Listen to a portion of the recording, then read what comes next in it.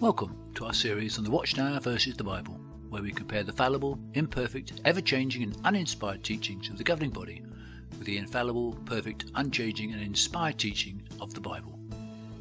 Please subscribe to be kept updated on new videos and feel free to comment below.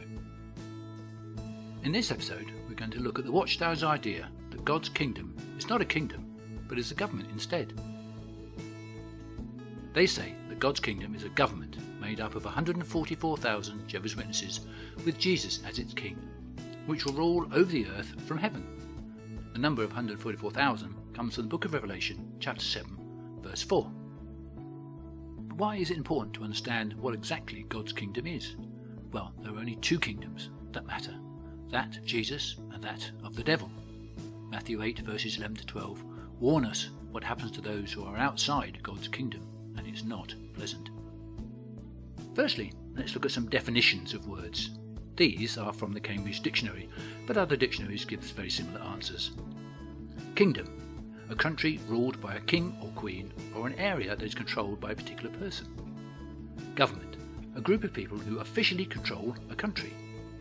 Those are modern definitions, but of course when the Bible was written, it was written in Koine Greek, and the Koine word for kingdom is vasio, which Vine's Expository Dictionary and others defines as primarily an abstract noun denoting sovereignty, royal power, dominion, then by metonymy, which means change in use, a concrete noun denoting the territory or people over whom a king rules.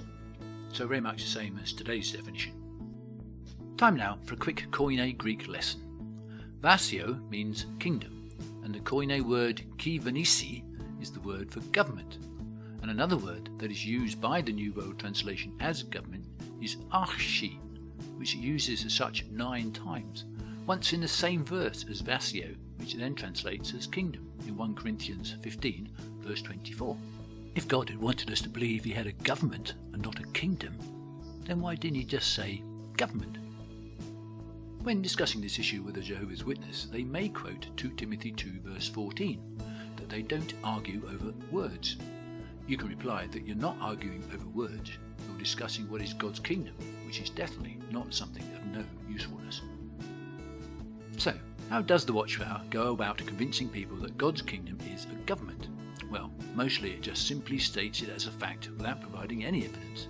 Their literature tries to continually reinforce the idea by simply saying things like, the kingdom is a government. The Bible calls this government God's kingdom. The kingdom of God is a heavenly government. A kingdom is a government that is headed by a king. It is a heavenly government ruled by Jesus as king. God's kingdom is a government set up by Jehovah God. In fact, they say it so often, eventually, kingdom covenant almost becomes one word. This indoctrination starts early for JWs. The Watchtower's children's book, Learn from the Great Teacher, says this about the kingdom. A king is the ruler of a country or territory, and his government is called a kingdom. What is the ruler of God's government called? The king. That is why God's government is called the kingdom. So it's no wonder children grow up accepting the Watchtower's definition without question. If you read their pamphlet asking, what is God's kingdom? It gives 3 possible answers, and asks, which would you say it was? But, disingenuously, it doesn't give a 4th option, which most people will actually pick, which is that over which a king rules. We can see that the Watchtower proclaims a lot about the kingdom being a government, but where is the actual evidence for this change of definition? I received a very interesting letter from the UK JW headquarters after I asked them what was their evidence. They agreed with Vine's definition of a kingdom, but then just went on to say that basically it's a government, but with an option for the rulership definition dependent upon the context. By context, it would appear they mean that if talking about God's kingdom, it means government, while when talking about kingdom in any other context, it means rulership. They said that recognizing God's kingdom as a government helps us to understand the prophecies from the Old Testament. Those prophecies would make little sense if kingdom is limited to a visible realm. But no one has mentioned a visible realm yet. Let's look at the prophecies they refer to in their letter. Firstly, Daniel chapter 2 verse 44. In the days of those kings, the God of heaven will set up a kingdom that will never be destroyed. Nothing about a kingdom in a government there. In fact, a kingdom there could actually be referred to as a visible realm, and this would still be consistent. Next is Isaiah 9 verse 6.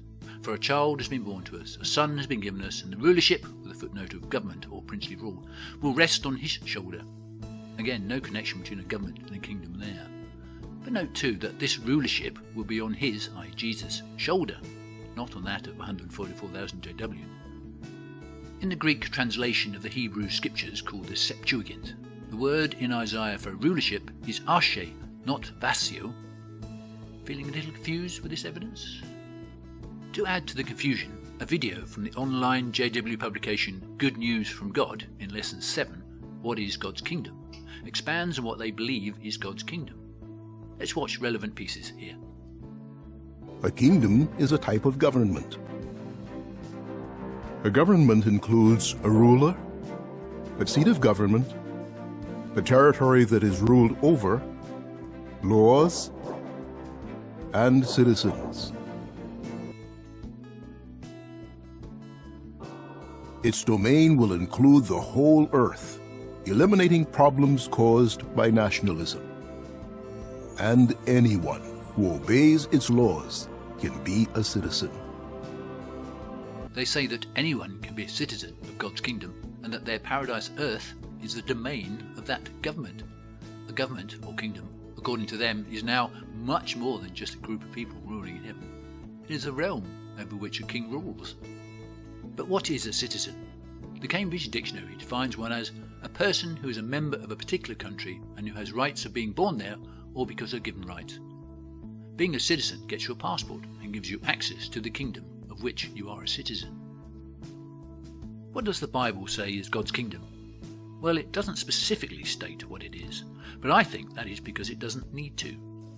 Certainly the original recipients of the scriptures would have been well aware what makes up a kingdom, and so there is no need to define the word. And I would say that is still true today, unless you've been persuaded otherwise by the Watchtower. The word kingdom appears some 80 times in the New Testament, such as in Matthew 8 verse 11, Luke 17 verse 20 and 21, and Matthew 6 verse 33. Now you can replace the word kingdom in each of these, and all the others, with either the place where God rules, rulership of God, or God's rule in your life, and they would all still make sense. Try doing the same with a government made up of 144,000 Jehovah's Witnesses and see how that fits the context. Of course, the question now needs to be asked, how do we get into God's kingdom? Well, that's a question for another episode coming soon.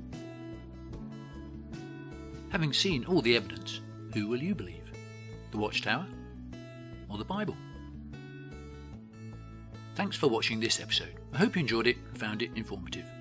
Don't forget to subscribe to be updated with more content.